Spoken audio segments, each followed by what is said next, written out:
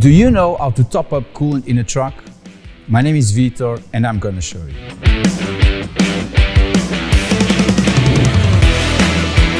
An engine running at its optimum temperature is crucial for your truck's performance and longevity. That's where coolant comes into play.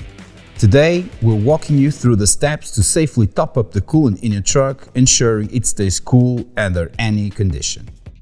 Ensure your truck is parked on a flat surface and the engine is cool. Never attempt to open the coolant reservoir cap while the engine is hot to prevent burns from escaping steam or hot coolant. Open your truck's hood and locate the coolant reservoir. It's often found behind the inspection front panel. Remove or open this panel to access the reservoir, a transparent container marked with min and max levels to indicate the coolant capacity. Check the current coolant level. If it's below the min mark, you'll need to add coolant.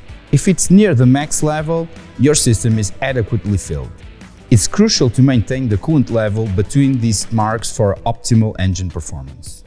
Select the appropriate coolant for your truck. Your owner's manual will specify the type and mixture required. Or you can use an online lubricant advisor to find what coolant best fits your truck. Using the wrong coolant or incorrect water-to-coolant ratio can lead to engine problems. Slowly add the coolant to the reservoir, bringing the level up to just below the max mark.